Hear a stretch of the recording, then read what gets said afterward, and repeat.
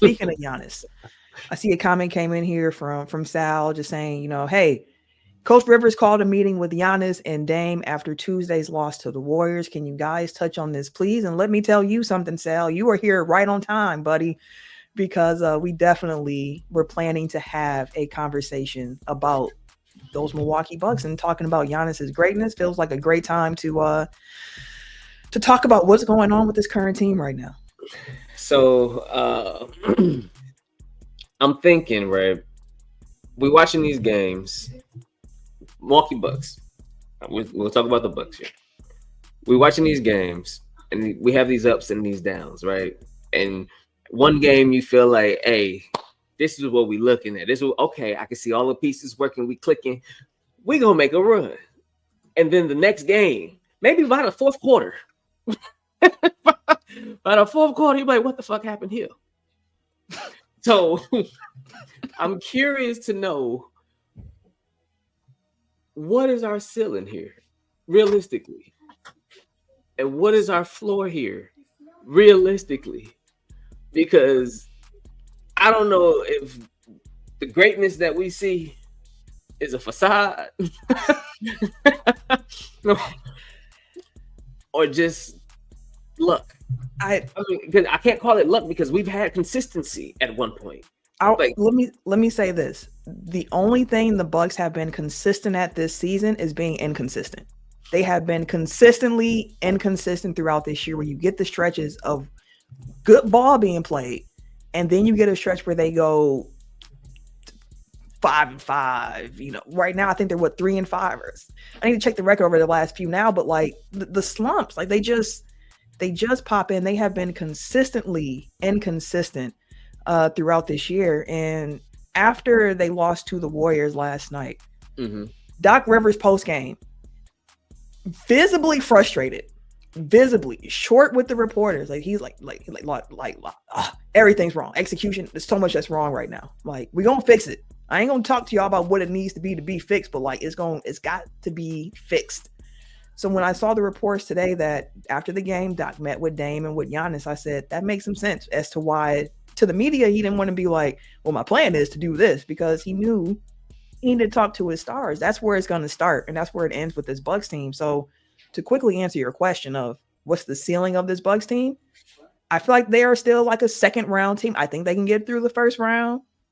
The second round, I think, is going to require a really big effort from Giannis and from Dame for them to get out of the second round. Like, to me, they feel like a second round ceiling. And also kind of they could lose in the first round. I think they're better than last year. So to me, they're like a second round team. But if they can figure things out, they can execute at a high level, I could also see them getting to the Eastern Conference. Like, I could see the path where it happens. It's just that they haven't done it consistently enough to give me confidence to come out and be like, Eastern Conference Finals, Milwaukee Bucks. Like, I can't. Not like years past, at least. Yeah, like years past, I'm like finals, but like I can't. They haven't consistently shown me enough to be like, yeah, I think that can happen. Yeah, I was gonna say, I don't think I've seen a stretch of greatness at any point. Like, they've had streaks where they've won and it looks like they're kind of putting things together, but even within those, like, the effort and execution from quarter to quarter was even waning. Like, they would have a quarter where they score 40-something points, hit every three, the defense is rotating, they're doing what they have to do, and then they lose it. like last night, they give up a 4-point play at the end of the third, and that kind of lingers for like the next 5 to 7 minutes of playing time. It's just like they swing so wildly, and I don't have faith that it's just they'll lock in when the playoffs come. Because even if they lock in, it's like, what foundation do they have to build up to? Like, if you have it in gear and you're just like, we're just trying to get to the playoffs and then we'll turn it on, it's like, you haven't demonstrated that you can even get it out of that gear to turn up. Like, if there was like a sustained stretch of play, and this is going back 2 years, like since Dame got there, like, they have just not Earl. Like it just hasn't. Yeah.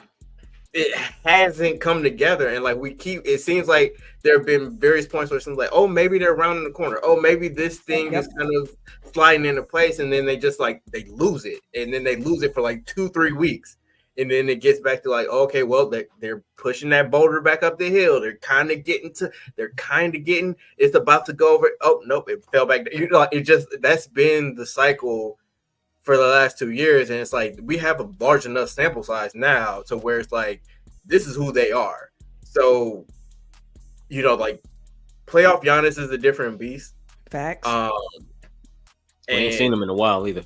Man, we haven't seen Giannis in the playoffs in 3 years, or at least a healthy Giannis in the playoffs in 3 years. So it's like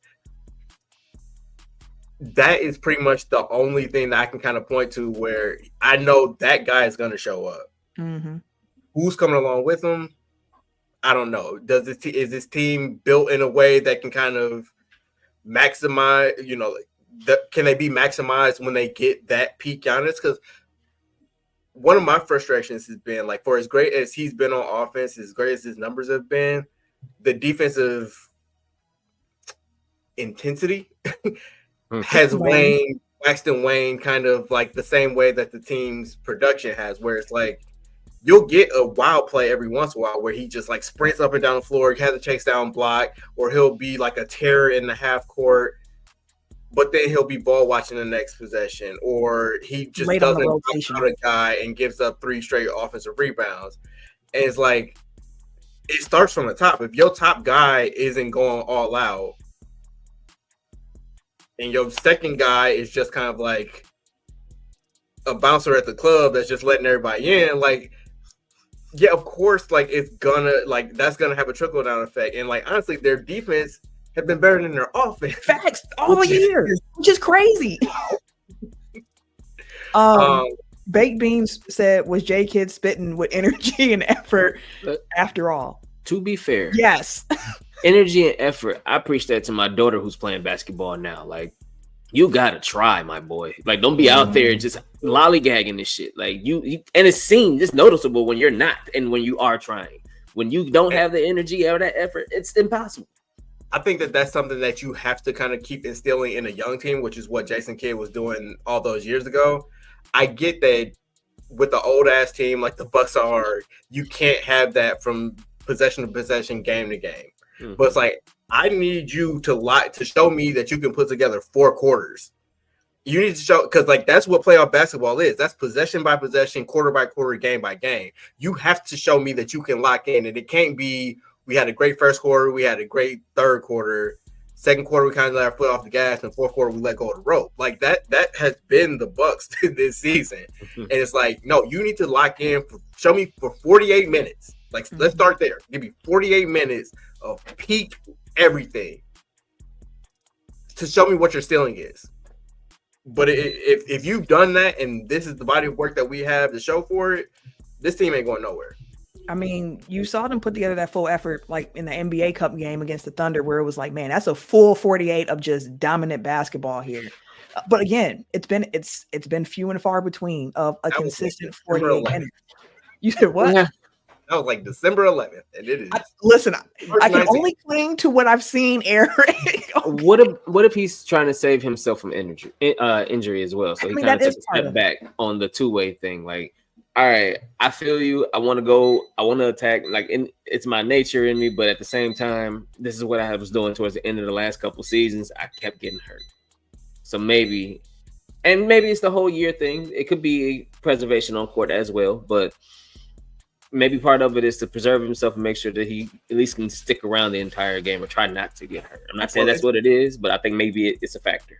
Like I said, we are a month away from the playoffs. It's winning time now. Like this is the time that you're preserving yourself for. You don't just turn it on game 1 of the playoffs. Like you got to be humming at this time of the year. Like you can't just be like, oh, we're just trying to play out the string, and then our intensity level goes from a 25 to a 95. Like it don't work that way. You gotta start. You gotta put in the work. To that point, I think that was part of the problem for the team last year.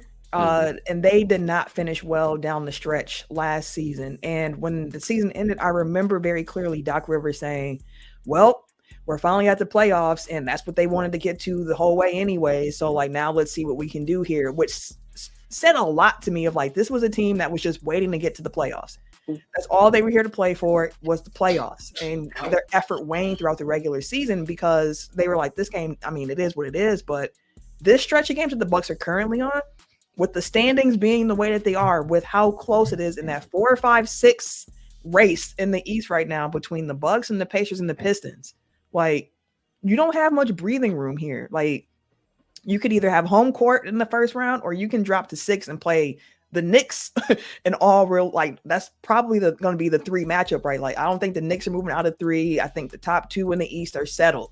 So, like, you're looking at a Knicks first round matchup if you fall to 6, and we've seen how the games have gone against the Knicks so far. But let me ask y'all this question before we move off Bucks talk and everything like this, because teams have started to play Kyle Kuzma differently. I think the Thunder were like the first team. They put Chet Holmgren on Kyle Kuzma, and then they put a wing onto Brook Lopez because they're like, we don't trust Kyle Kuzma shooting. Like, they're treating Kyle Kuzma the way the Bucks treated Grant Williams in that playoff series of, like, if you want to shoot, go ahead, buddy. Self-guard. Do what you're going to do. If we're going to lose, it's going to have to be to you. And the Bucks have been utilizing Kyle Kuzma a bit more as, like, a spot-up shooter, which is not his strong suit. Like, we knew that as soon as the trade happened. Like, that ain't what he's here to do. And I mentioned this on Locked On Bucks too, and I've seen other people bringing this up of just, I think Dame even said it post game after the Warriors of, like, listen, if that's what teams are doing, we have to do something different too. Like, because if we're doing pick and rolls with Dame and it's a wing on Brook, what advantage are you getting from that switch? Like, there isn't one. Like, you have to bring Kyle Kuzma into those actions then. Like, you have to utilize the players on your team in a way that's going to make the most sense. Like, how do y'all feel about the Kuzma experience so far? Because I think it's been better than what I expected it to be, but I think the Bucks need to continue to do a better job of utilizing him in a way that makes more sense because of the shortcomings that are in his game with his shooting. I don't think it's always just the coaching aspect, because I think it was the Golden State game. I tuned in for a minute. And I think it was back-to-back possessions. He got the ball on the wing, pulled up 3, bricked it. We on the fast break on the opposite direction. We got it back on defense. Rebound, they outlet passed it to him. Instead of him driving, he took another step on the wing and pulled. Yeah, I don't think they want him to do that shit. Like, some of that is just him. And it'd be one of those, like, if you don't stop shooting that shit. I get it. Keep him honest. But the shot selection has to be right. Right. And I get it. Because they ain't trusting that shit. They're not trusting that you finna do this pull up 3 and bang it. You might hit, you might. And if they do, they say, hell yeah. I'm glad he made that bitch. Do it again. And you know what? Next possession, he's pulling up. Where do I start? Like, one, I think that people expecting him to be the Chris Middleton replacement, like, get that out of your head. Yeah, that's not what he's here to do. He can't. That man, I just want to say, he is super Andre Jackson. Like, and I'm not even saying like to rib. I'm just saying, like, he gives you the same strengths and weaknesses that Andre Jackson did. He just, I've never seen bigger, that. That's funny. Like, and I think that lineup, okay, like that's part of the reason why they're throwing out the lineup that they did, and they just kind of replaced Jackson with Kuzma, because it was like, okay, I see kind of like the bones of how this can work, but we need somebody that's going to do something on offense. The problem is, and I asked this question in our group chat, and I've asked it on Twitter now, and I've only gotten one response that was kind of like a half-hearted cutting. What exactly is Kyle Kuzma good at in terms of scoring the basketball? Because the defense has been better than advertised. I'm happy with him on that end. He gives them more defensive versatility. If you want to compare him to Chris, he's out there more. You know that you can rely on him to be on the court and to not be a liability defensively. Mm-hmm. He's also shown that he can take the toughest matchup, which is something that they didn't have before, because again, God bless his heart, Andre Jackson, not built for that. But offensively, he can't shoot. He's a 29% 3-point shooter. He's a 62% free throw shooter. He can't finish. Like, every drive that he has is an adventure. The number of bunnies that I've seen him either miss or almost miss is way too high for somebody that's 6'9". And he doesn't really have an in-between game of which to speak. So like, he can handle the ball really well for a guy that's 6'9". He makes good cuts. He improves your offensive rebounding. But as far as scoring, like, there's not, like, number 3, like, I know what his go-to move is. Like, if he's in the free throw line, free throw extended area, I'm like, you know what? That's a good shot. He can make that. If he does like that side step 3, that's off. It's probably off, but at least I've seen that he can make that. If it's just a catch and shoot 3, that's going off. Like, I have like their offensive profile. I have his offensive profile down where it's like, okay, I want him shooting in the mid range. I may or may not want him, but like, I at least know that that's a good shot for him, right? Whereas like with Kuzma, it's like there's not a spot on the floor where I'm like, oh, Kuzma's can get it to him. You know what I mean? Like, I need to at least, like with Chris, it's like I knew where his spots were on the floor. Giannis, I know where his spots are on the floor. Dame, I know if he's coming off a screen, like, it's probably going to be like a side step 3, or he's going to like fake to drive and do a step back, or he's actually going to get to the rim. Like, I know what his profile is to get to the places that he wants to get on the court. Kuzma just be out there doing shit. He's like, he run around like a chicken with his head cut off.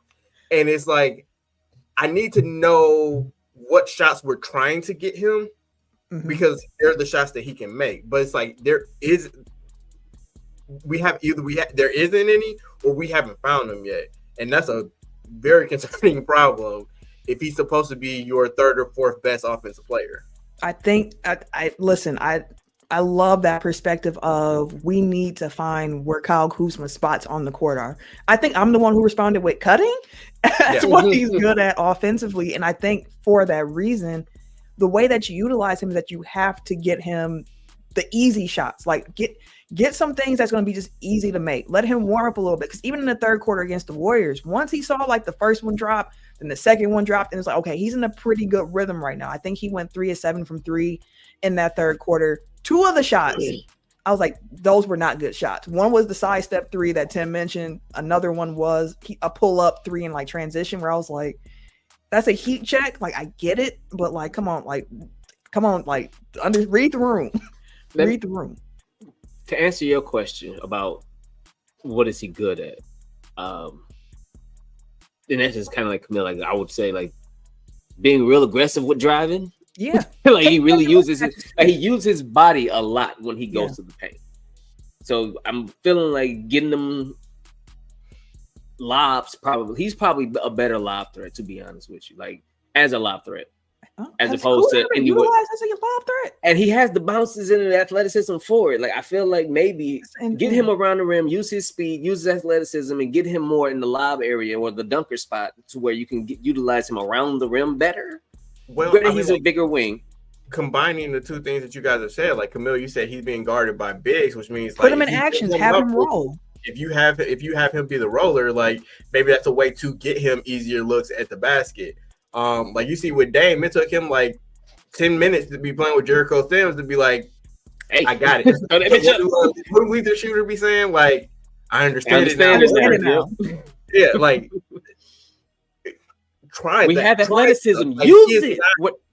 He is not a creator. Like, that is not his ministry. So they need to figure out how to use him on offense. And again, like, given his broke ass shot this year, like, I also don't want to give him a bunch of usage to kind of figure it out. But it's like, I mean, I guess at some point, if you're going to be leaning on him offensively, you gotta put in the work now to kind of figure out what he does and where you need to get him the ball. Use him as Super Andre Jackson, bro.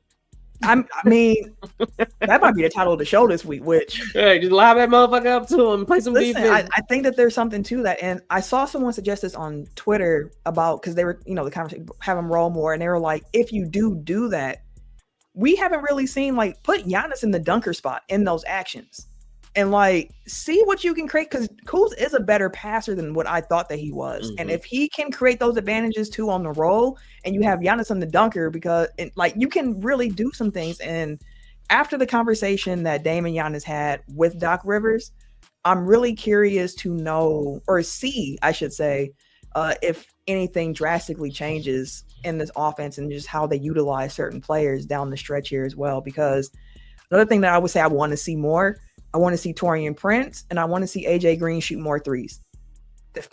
Find a way to get them more 3-point attempts. Gary Trent Jr. doesn't have that problem. Gary Trent Jr. can go in there, he gonna put them up, and that's what I love about Gary Trent. You need that.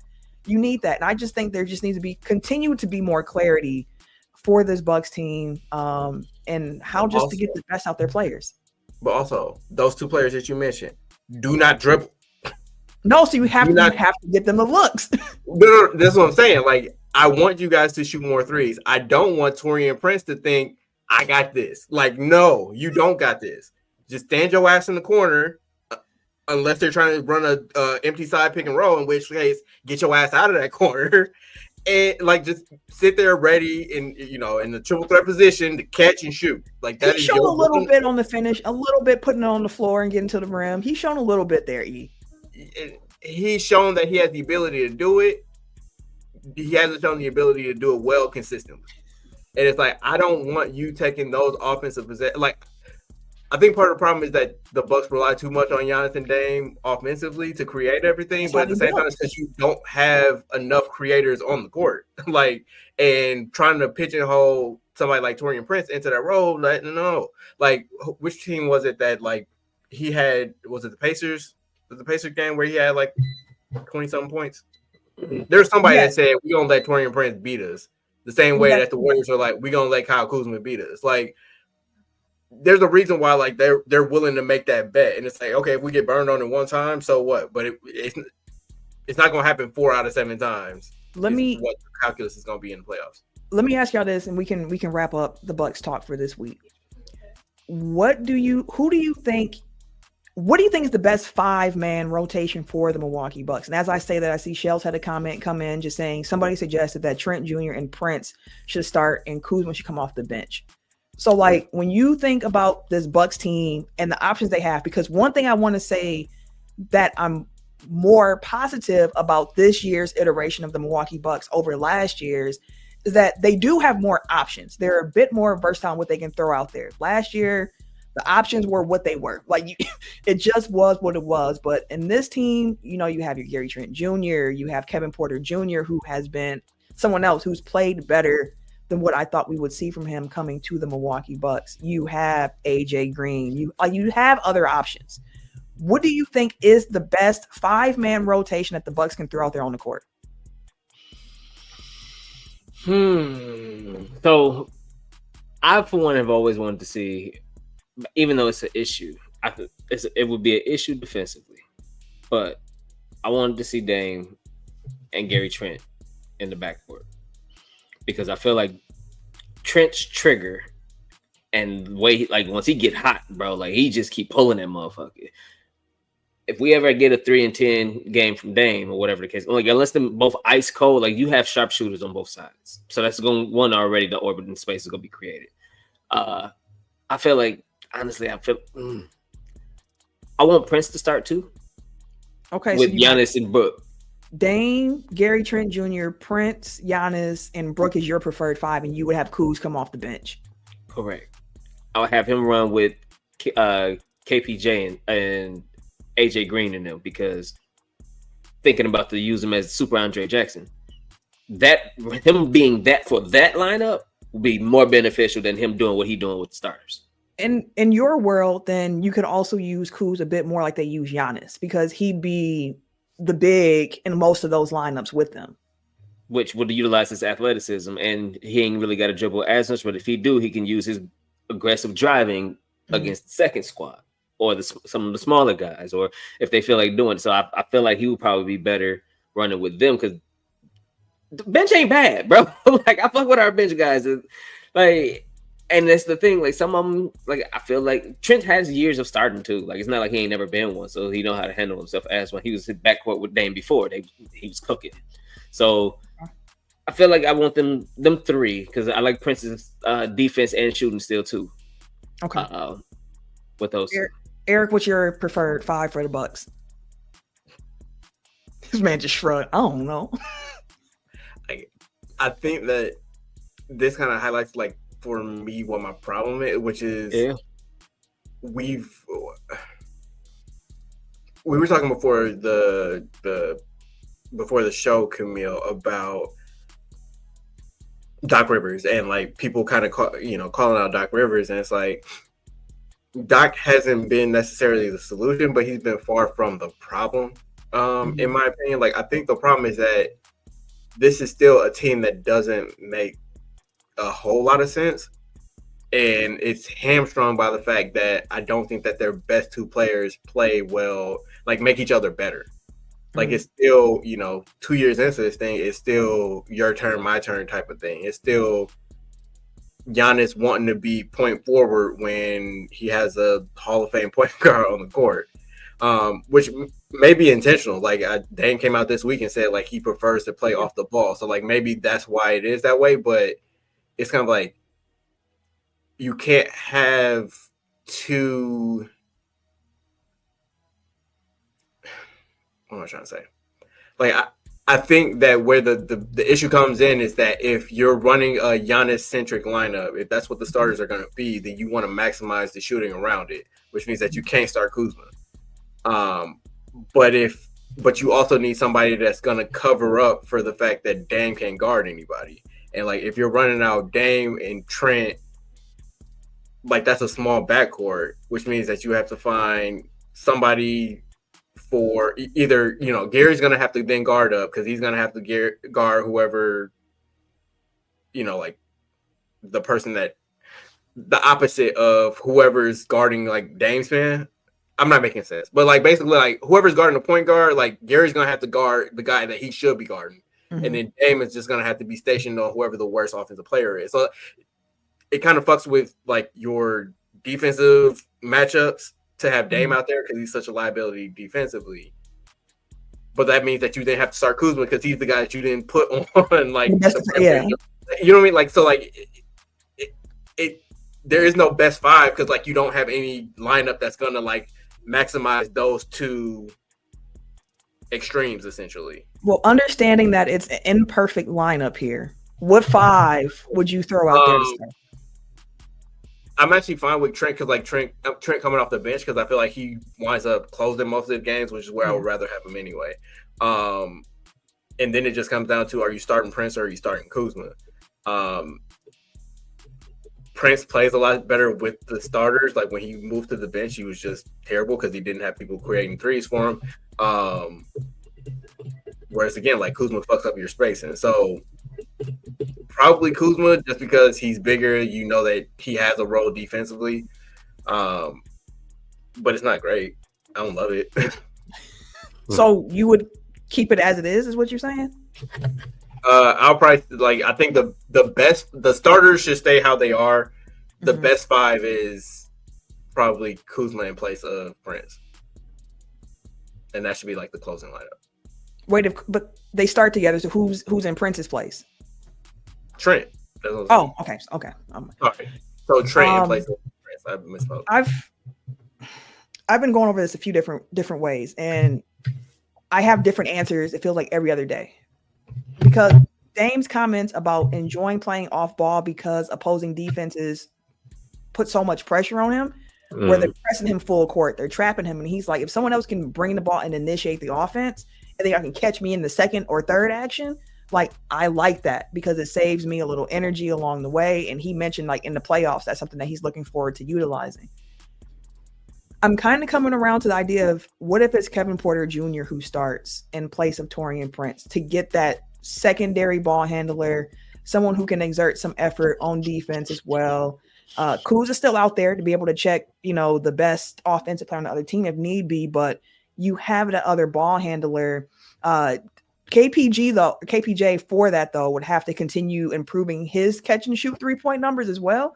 But he said that is something that he's aware of and he's been working on it because he knows if he is on the court with Dame and Giannis, most of his opportunities to shoot are going to come off a catch and shoot. So like, I think that there's something the Dame, Kevin Porter Jr., Kuz, Giannis, Brook lineup. I think could do something here, but again, it's I could also see it. Just keep it how you have it, and then as the game flow goes, based on what you need, switch the guys out, and then ride whatever is working in that particular game. So we're gonna see with these Bucks as they continue to go forward. I did not expect us to spend this much time talking Bucks on the pod, but our legendary fan Ken is not here. So the conversation became what it became. And real quick, Shell also had said it's crazy how much Bobby Portis has missed. And for a while there, I was like, maybe he needs to be gone off this team because he isn't fit. And after they traded Chris Middleton, I was like, no, y'all need Bobby Portis on this team. So they definitely do miss him. And when he comes back, the rotation is really interesting to consider. Because I'm thinking him and Jericho next to each other. That's what I was saying before Jericho got hurt, where I was like, I think that the two of them would be a really interesting front court look for Jericho's defense, but we ain't gonna be able to see it because Jericho's out for the next 4 weeks. So. And then him and KPJ got to get a rhythm. I will say, like, one really quick thing on Sims is that I'm so impressed by his switchability. Yes, like his ability to switch as a big energy and effort. They'll have people to check the center when he switches up of them, but like his ability to guard ones specifically is impressive. Yeah. And he provided a look that the Bucks front court needs. Like Sims is somebody who I think is going to be valuable in like if the Bucks play the Knicks in a playoff series where you can have a bit more switchability. Him getting injured, I was like, this sucks. And the only thing that I can think that might positively come from this is similar to when Bobby Portis got the suspension, which was BP suspension forced the hand to play Sims more. You found out what you had in Sims. Now he's gone. And my hope is that him being out the lineup forces a bit more Giannis at the 5 lineups with Kuz next to him, which was part of why they brought Kuz there in the first place to kind of help unlock those lineups. So maybe we finally get to see those lineups get a bit more run than what we've seen before. We saw it against the Warriors to a certain degree because, again, you're short on bigs. You have no other option. So if a positive can come out of this, I think one of it would be to see what those small ball lineups look like. Sal added really quick. Sims is great. And then he asked what happened to AJ Green. We've been talking about the Bucks for like 30 minutes here. This was the episode of Locked On Bucks low key. What I will say, Sal, to that, tomorrow's episode of Locked On Bucks, we actually do discuss AJ Green. So I'm actually push you to Locked On Bucks, the Thursday show, for a bit more conversation around AJ Green's play.